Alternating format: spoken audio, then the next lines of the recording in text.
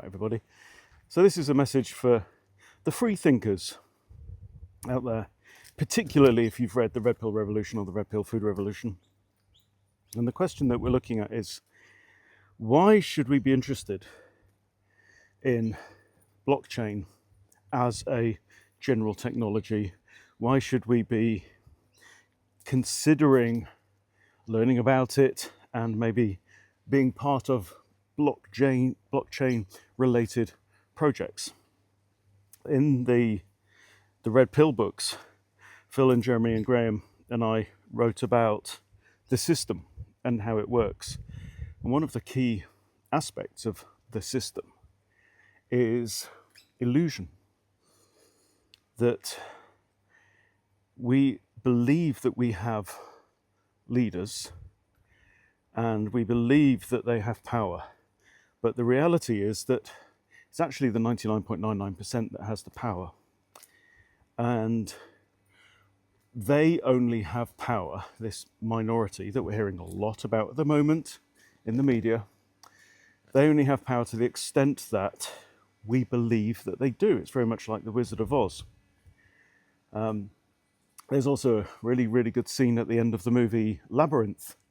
Is it from the late 80s, 88, 89, something like that, where Sarah turns around to Jareth, the Goblin Prince, and she says, "You have no power over me." And as soon as she says that, everything falls away. This whole world, this whole Goblin dream world falls away. And that's the key to it all, and that's really what we're doing. So blockchain is a way of, for us, we the people, to transact, to do business, to invest, whatever it is, under rules that we set, not that are imposed from the top down. And we can talk about all the tech of it. If you've got any questions, just drop a comment. But fundamentally, when we take our energy and we give it to egalitarian projects. Now, I have to say that there is no guarantee that just because something is built on a chain, it makes it kosher or fair or whatever, right? It's still the Wild West. And so you've got risk, you've got opportunity magnified. It's a frontier land of opportunity right now. And but to the extent that we take our attention and invest our attention, or even invest our savings, our money, and our work into,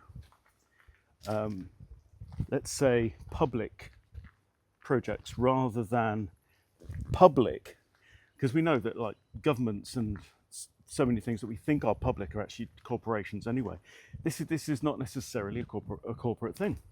When we do that, we're taking our attention away from the system, and that's fundamentally all we need to do. We need to take our attention back. We need to take our money back. And we've had a conversation in comments about cash. Cash is great. And the brilliant thing about cash is that it's permissionless. Right? Nobody says, if I can receive cash off somebody, stuff it in my pocket. Nobody says whether I'm allowed to hold on to it. I mean, they try. And they say you can't, move countries with lots of cash and stuff. And nobody gets to say whether I can or cannot spend it or give it away to somebody else. And that's very much the same with true crypto. And that's fundamentally what blockchain is about. In fact, that's why blockchain came about, because it was necessary to solve the problem of cryptocurrency. Because otherwise you had this situation where you had a digital currency, but you didn't have any way to know for sure whether a particular unit of currency was duplicated. So we had to come up with a foolproof, pretty much unhackable system for keeping track of who has however many bitcoins, as it was in the for the first blockchain. So that's the thing. We've got an opportunity right now to take our energy back, to suck it out of the system, to stop giving it our attention, because where attention goes, energy flows. And we put it into things that are about people that I also don't want to suggest that blockchain necessarily gets rid of the Pareto principle, the 80-20 rule. It doesn't. It changes the degree to which power, energy, and money are focused on from the many to the few. It just makes it into a more localized level. And Pareto 80-20 rule is not evil or immoral in itself anyway.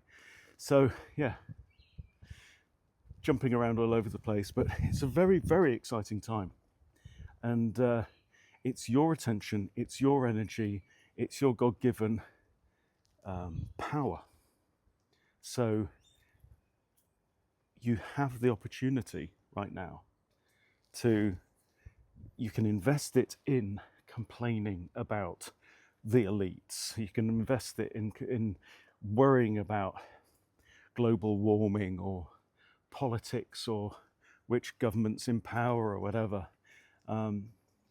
Or you can say, this is my energy and I'm going to invest it, and my power, my love, my money, my savings, whatever it may be, in things that I decide are worthwhile, are worthy, and that where I believe that energy deserves to flow. So there you go. Answers on a postcard. If you've got any questions, just put it in the comments. See you later.